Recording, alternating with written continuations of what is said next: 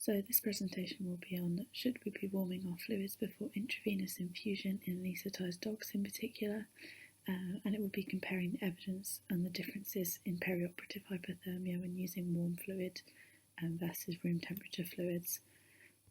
So first we're going to look at the importance of intravenous fluid therapy during anaesthesia, what are we aiming to do and why is that so important for the animals that we're treating. Then we're going to move on to what the term hypothermia really means and why is it relevant in these cases. After discussing some of the basics, we'll then move on to assessing some of the literature. We're going to be looking at both human and veterinary studies before we draw any conclusions. So let's start with the basics of intravenous fluid therapy. I think it's become relatively well accepted that in most cases undergoing anaesthesia, intravenous fluid therapy is being administered, and I think this is because the actual anaesthesia itself alters the usual pathophysiology of the body, so that intravenous fluid therapy can be used to compensate for any changes that might occur under this process. For example, our pre-medications, if we think about those, things like medetomidine can drop blood pressure and lead to a reduced perfusion, and I think depending on severity this can change the outcome in some patients. Obviously, if we're talking about unstable animals, then they should always be supported first before undergoing any anaesthesia, but this presentation aims to look at basically only elective anaesthesias. So why is hypothermia a concern for animals undergoing anaesthesia? Well, hypothermia itself just relates to a lower than normal body temperature, and under anaesthesia, patients cannot regulate this for themselves. Their body's natural mechanisms are altered. For example, a usual animal, if they were feeling cold, they might begin to shiver, and this process is inhibited by anaesthesia. Hypothermia can also have various effects on our patients. In the short term, it will cause a delayed recovery. As we well know, this is one of the more risky periods in anaesthesia, so any delays in this period should just be avoided where possible. Also for our surgical animals, it causes a delayed wound healing. So obviously we know that enzymes work at optimums, and any deviation in these optimums can cause a delayed healing effect in these animals. And amongst the others listed, at the very least, it's generally unpleasant for animals to wake up in this manner after a big procedure. So in that case then, how are these two related? Well, in my experience, there seems to be a divide in opinion. Some nurses will warm the fluid bag, wrap around a heat pad to keep it nice and warm, or submerge in a bag of warm water before administering to animals. I've even seen fluids warmed in the microwave, whereas others feel it makes a little difference, so decide to warm the actual animal instead. So just a quick overview then. If we're looking at room temperature, obviously the benefits are that it's really easy to set up and maintain for the RVN. It takes very little training, very little additional time just to set up as usual to the actual standard that we set them up to anyway. For disadvantages, if you look at the actual temperature, it's significantly lower than body temperature. If you think about room temperature, it sits at naturally around 21 degrees.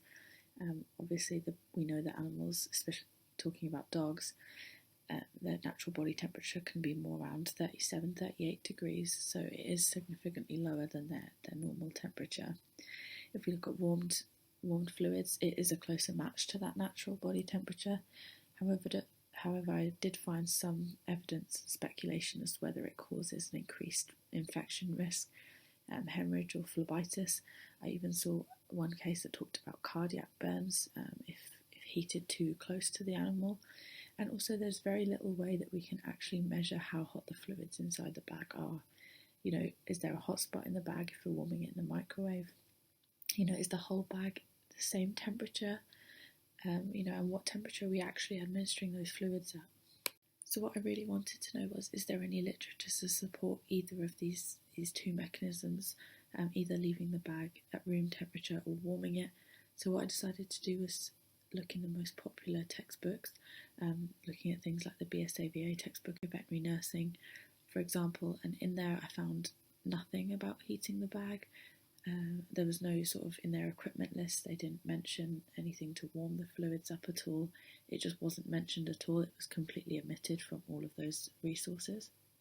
So then what I decided to do was look on places like PubWeb and Web of Science, just to have a look on there and see what they look for some articles that had some evidence, if anyone had done any research into this. So here's a little bit for any search replication if anyone wants to look at this again in the future. My PICO question was, in dogs undergoing anaesthesia, does warming fluids prior to intravenous infusion make a clinically relevant difference when compared with administering room temperature fluids? There's two sets of search terms there. The top one was used for PubMed and the bottom one was used for Web of Science. They didn't seem to like having the exact same thing, but if you use the advanced search section on that, you can type in a few of these words. And then underneath there you'll see the results to each of those searches pulled back. I did also look on RCVS knowledge from using similar terms to what I used on PubMed and Web of Science. I couldn't pull up anything that was directly linked to this. The closest I could find were things about gastric lavage on hypothermia, which isn't really relevant to what I was looking for, and also on the Best Bet for Vets website there was nothing on there either really, and obviously the search dates are from September to December 2021. So the first study we're going to look at is Thompson and McFarlane 2013. So Thompson and McFarlane looked at 19 dogs undergoing arthroscopy surgery. They randomly allocated these animals to either room temperature fluids or irrigation fluids at 36 degrees, so just slightly below normal body temperature. They used a standardised management protocol which was set to reduce any external factors, and the temperature was recorded at 4 set intervals. The study found that there was no significant difference, so the p-value sat at 0.001, and just as a little reminder, the p-value looks at the probability that it was due to chance, so it will deem for statistical significance. The smaller the p-value, the stronger the evidence is to reject any null hypothesis, so the p-value being 0.001 is statistically significant in this case. So warming fluids did not lead to a decrease in temperature losses. The main limitation of this study was that it was relatively small, and as it looked at only animals going under arthroscopic elbow surgery, you could argue that the same wouldn't be accounted for in abdominal surgery where you might experience greater losses, and it might not be applicable to all of our elective surgeries in this case.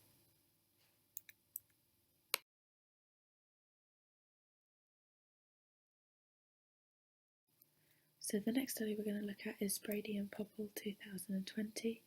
So this study also found that there was no clinical difference between warming fluids against not. So it had a standardised procedure. They looked at 48 dogs that were all healthy, all undergoing elective procedures, and all had a good body condition. So the two control groups were fluids warmed as the sole method of warming versus forced warmed air. So they didn't test it against just room temperature, which is a bit of a shame. It does have a limitation to what exactly we were looking at, but it does look at the effect of warming the fluids versus warming the patient. So they had the same protocol, the same investigator, and they all had lactated ringers at 5 ml per kilo per hour. They recorded the temperature at baseline and then again every 15 minutes, and they found that again forced warm air was best with a p-value of 0.001. The main limitation of this study is that it doesn't look at just room temperature fluids. Obviously the other group does have a forced warm air, so it's not a complete test for what exactly we're looking at. And also only the fluid bag was warmed in this study, so you're looking at possibly up to 170 centimetres of heat loss from the line. But obviously there is that risk that any closer to the patient you would risk a thermal injury. So next we're looking at Lee R.A. et al. 2014. So this study looked at human devices versus their veterinary counterparts, and then a control group of just warm fluids. So that although it's not exactly what we want to be looking at, it does have the warmed versus the room temperature fluids, so it is still relevant to what we're looking at. This study also found that there was no difference between warmed fluids and room temperature fluids. It did find a statistical difference between the different types ways that you are warming fluids, but it didn't deem it as statistically significant. Although I couldn't find a p-value for this piece of research, so there's no way to determine whether this was actually significant or if this was due to chance. So it's a bit limited in that way, really. So next I decided to look at what are they doing in our human counterparts. After finding very little good evidence in veterinary medicine, I thought we could have a look at what they were doing on the other side and seeing what sort of results they generated over that side of medicine. So I first found Campbell et al. 2015, and he found very little good evidence, and this was primarily due to a lot of bias in his research that was reported by when it was peer-reviewed. They found some evidence that it was possibly half a degree warmer, but then how clinically relevant would this be in our animals? It's difficult to say. The next study I found was Camus et al. 1996, and this is the only study that I could find from both veterinary and human that found a clinical difference. They did use an IV warming system. The main limitation of this study is that it is so old. So obviously medicine has advanced quite a way since then, drugs have changed quite a way since then. So it's quite difficult to determine how applicable this really is. They also reported less shivering when the fluids were warmed. The p-value was 0.05, which is only just significant. So it could argue that this isn't really the most significant study, so I decided to sort of omit it. Just thought I'd mention it as it was the only one that really found anything different. But then the main limitation of all of the human research is how reliable is this in the patients we're seeing. So obviously animals are quite different. They have different surface area to volume ratios. They obviously are covered in fur, so there's some sort of differences there. And between you're looking at breeds and things like that, there is quite a lot of difference. And also anaesthetic protocols might be different.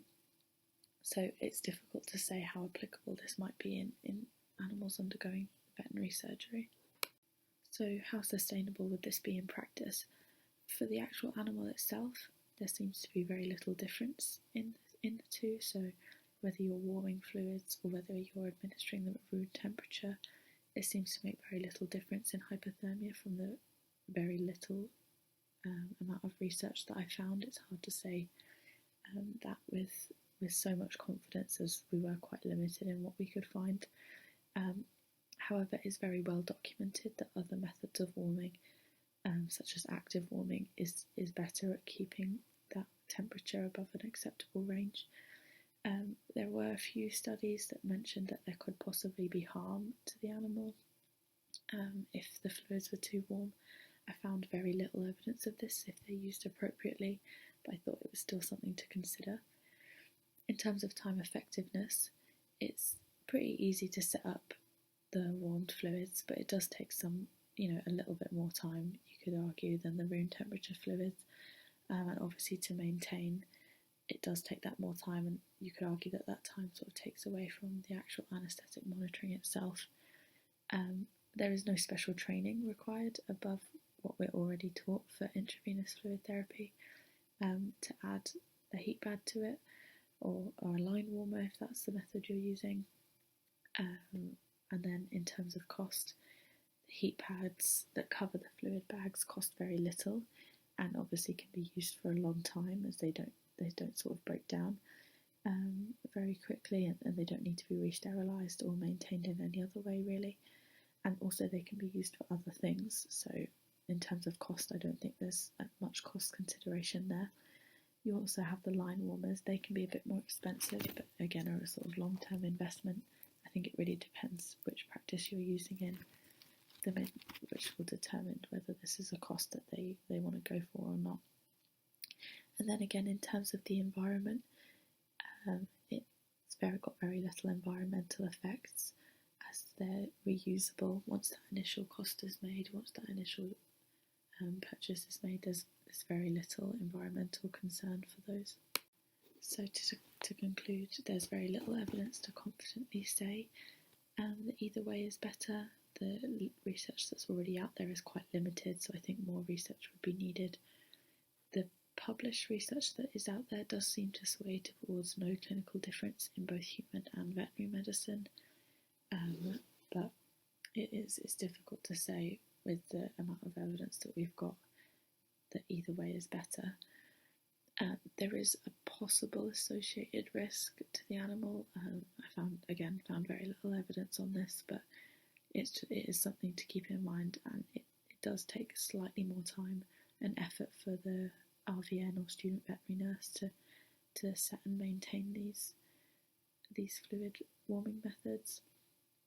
And again, other methods of warming are better at maintaining temperature, so it could be a case of focusing on that instead until some more evidence really comes out to stay either way. And then finally, if you want to go and look at any of these sources yourself, then the reference list is at the end of this if you want to come back to it at any later point.